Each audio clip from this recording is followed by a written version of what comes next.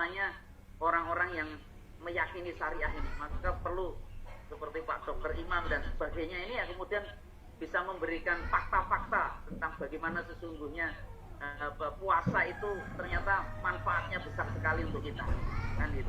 Jadi menjalankannya, tapi jangan lupa tetap imanan, ihtisaban ya. Jangan sampai wah ini pas Ramadan mumpung iso diet, akhirnya di Ramadan dia beli timbangan berat badan, nah, setiap seminggu sekali dia timbang badannya, begitu ternyata kok timbangannya tambah berat, jadi marah-marah, itu jadi tidak jadi imanan ihtisaban. Tujuan puasanya jadi melenceng itu kalau gitu. Tapi proses puasa itu ternyata ya seperti yang dijelaskan oleh Ibnu Sina itu saya tadi hari ini menulis kuliah duha juga saya kutip itu pernyataannya Ibnu Sina, diantaranya beliau mengatakan ya puasa itu ternyata ya bagian dari penyembuh atas semua penyakit sesungguhnya. Dan dengan teori-teori yang dimiliki tentang bagaimana proses detoksifikasi itu bisa berlangsung, kemudian bagaimana kemudian ada peremajaan tentang sel-sel yang ada setelah kemudian berpuasa di tahap yang ketiga, dan puncaknya itu ya kemudian orang bisa menjadi sehat, lebih bugar dan seterusnya. Nah, ini luar biasa kalau kemudian kita bisa jelaskan dengan cara-cara yang baik. Jadi makanya ahli hukum juga harus menyampaikan tentang konsep syariah Islam itu bukan hanya sekedar ini loh syariah Islam lakukan tentang kisos, tapi di Quran mengatakan kisos itu kan ada kehidupan. Dan maksudnya apa kira-kira kehidupan itu kan menarik. Hukum rajam ketika terhadap para pezina yang kebetulan sudah menikah dan sebagainya, itu kenapa kok harus dihukum rajam? Itu kan ahli ilmu sosial harus bisa ngasih penjelasan sebaik-baiknya itu. Karena memang ternyata kalau orang membunuh itu ya ada sebuah proses konsekuensi yang sangat logis, bahwa kalau tidak dalam posisi nanti ada kisos ya, kemudian ketika muncul dendam dan seterusnya itu menjadi penyakit. Tetapi demi Allah dalam Islam itu memaafkan memang jauh lebih baik, dan makanya kemudian dimintakan untuk dibayarkan diat dan sebagainya. Makanya keadilan yang diatur Islam itu betul-betul rahmat untuk kita bersama. Hanya bagaimana kemudian kita dengan akal dan kemampuan akal kita ini kemudian menerangkan dan menjelaskan tentang syariah ini mengalirnya kemana nanti, penjelasannya kemana, sehingga mereka ya insya Allah akan manggut-manggut, artinya bisa menerima itu dengan baik dan benar. Nanti insya Allah saya share itu di grup, mudah-mudahan kita bisa paham dan bisa mengerti tentang apa ya, cerita itu tentang mu'alaf itu ketika menggunakan akalnya itu ternyata luar biasa. Dia ketemu tentang tauhid itu menjadi sangat kuat dia dalam beragama. Saya sampai menangis itu, artinya ya secara emosional ya Allah, itu ternyata ketika orang gunakan akalnya betul itu ya, selama ini kita ini kan nggak begitu menggunakan akal kita, sehingga ketika beragama itu ya Ramadan lagi, puasa lagi, jadi seolah-olah ini datang ya kemudian pergi, datang dan pergi, dan kita tidak bisa merasakan kenapa sih harus ada puasa, kenapa sih kok harus ada Ramadan. Ini pemaknaan ini yang masih terasa sangat dangkal karena kita ya tidak menggunakan akal ini. Nah inilah yang mudah-mudahan nanti kita bisa pahami itu dengan baik dan sempurna. Terima kasih Mas Dokter Imam. Ya, baik. Masih ada waktu 10 menit. Barangkali bisa yang lain bertanya.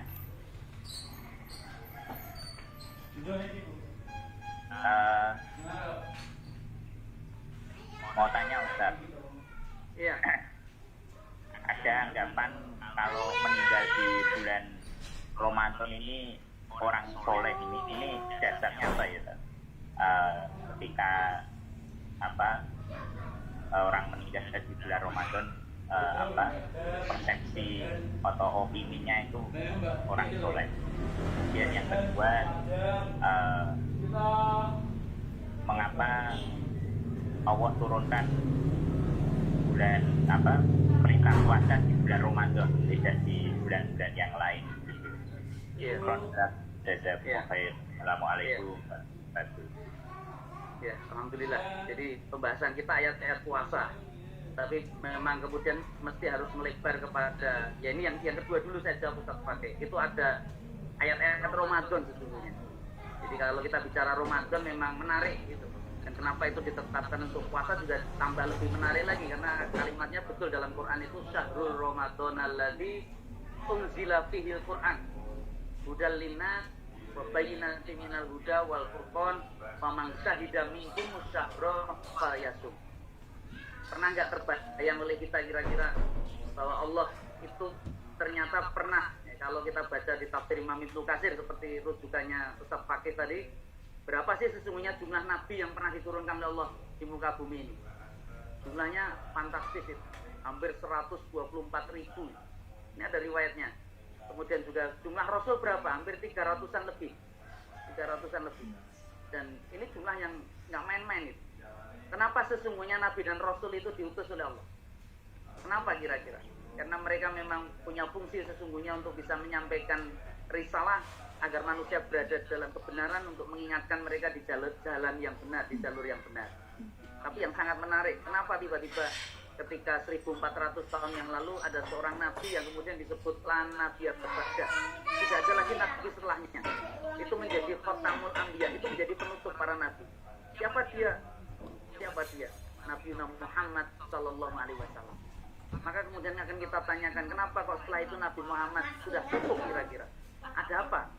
Bagaimana kemudian nanti selanjutnya kalau ada umat yang kemudian nyeleweng ke sana kemari? Maka ingatlah, ternyata ada sesuatu yang sangat besar yang menjadi mukjizat Rasulullah Muhammad itu, dan ternyata itu dihubungkan dengan Ramadan.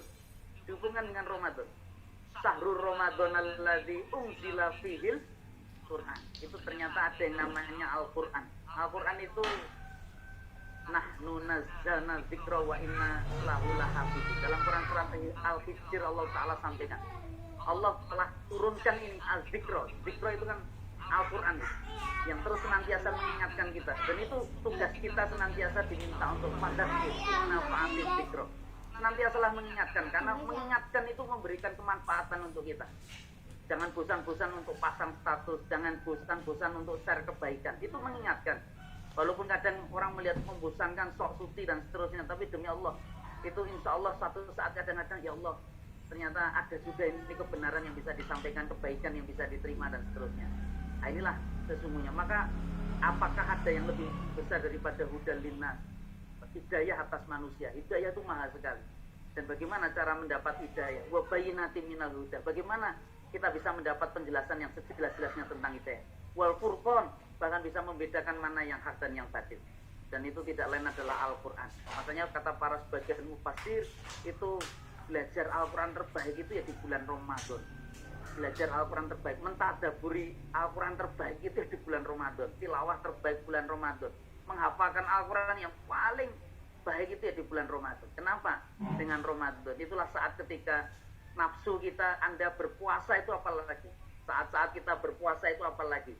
Itulah saat ketika akal Anda menjadi berada di titik puncak sesungguhnya. Ketika nafsu-nafsu Anda itu betul-betul Anda bisa taklukkan, Anda bisa kendalikan betul. Makanya inilah yang menjadi sangat menarik hubungannya Ramadan, puasa, dan kemudian Al-Quran. Makanya di ayat 186 itu sebenarnya ada kelanjutannya. Kita baru ya ayyuhalladzina amanu kutiba ya. Wa idza sa'alaka ibadi anni fa inni qarib ujibu da'watad da'i idza da'ani falyastajibuli wa yu'minu bi la'allahum yarsudun. Itu menarik.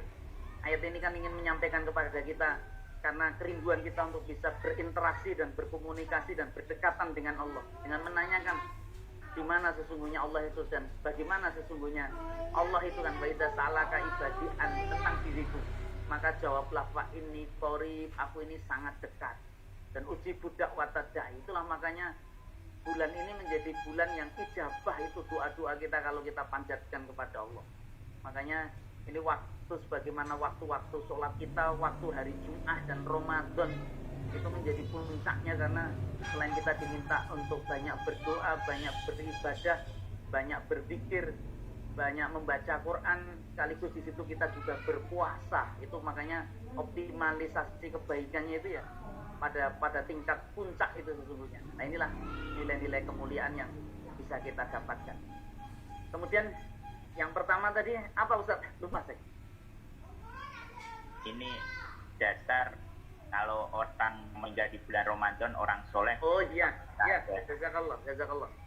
Jadi ya urusan minta husnul khotimah itu kan senantiasa kita mintakan kepada Allah Subhanahu wa taala. Tapi tentang apa yang kemudian terjadi nanti dalam kehidupan setelah hidup di dunia, itu betul-betul hal yang gaib, hal yang gaib. Kubur itu sesungguhnya hal yang sangat gaib. Kita tidak akan mendapatkan informasi itu kecuali dari Allah dan Rasulnya. Allah dan Rasulnya. Dan bagaimana sesungguhnya kemudian orang menghubung-hubungkan ini, jadi ini bahasa konsep menjadi bagian dari ayah itu ya, tanda-tanda itu. Makanya ini pemahaman pengetahuan saya memang saya tidak dapatkan itu dalam hadis, apalagi dalam Al-Quran. Dalam Al-Quran saja tentang siksa kubur itu tidak ada. Dalam Quran itu hanya konsepsi barzah. Makanya ada sebagian ulama yang kekeh itu menganggap bahwa ada itu siksa kubur. Di kubur itu ya hanya barzah penantian saja. Tapi di sana nggak disiksa lebih dahulu dan seterusnya. Allahu a'lam bishawab. Walaupun ada doa juga kita minta perlindungan atas siksa kubur. Apalagi kemudian untuk menentukan apakah ini orangnya matinya husnul khotimah atau su'ul khotimah, itu Allahu a'lam bishawab, kita juga nggak ngerti.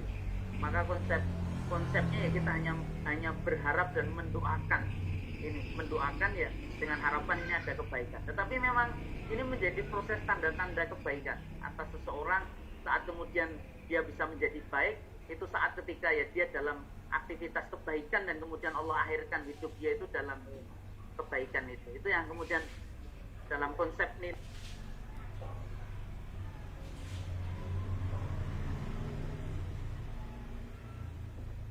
yang matinya kita dalam keadaan apa, maka kita akan jawab tentunya dalam posisi-posisi terbaik ya saat ketika sujud. Ustaz, ketika ditanya apakah ketika mati kita sujud itu ya, dipastikan kita husnul khotimah, jawabannya hanya insya Allah husnul khotimah.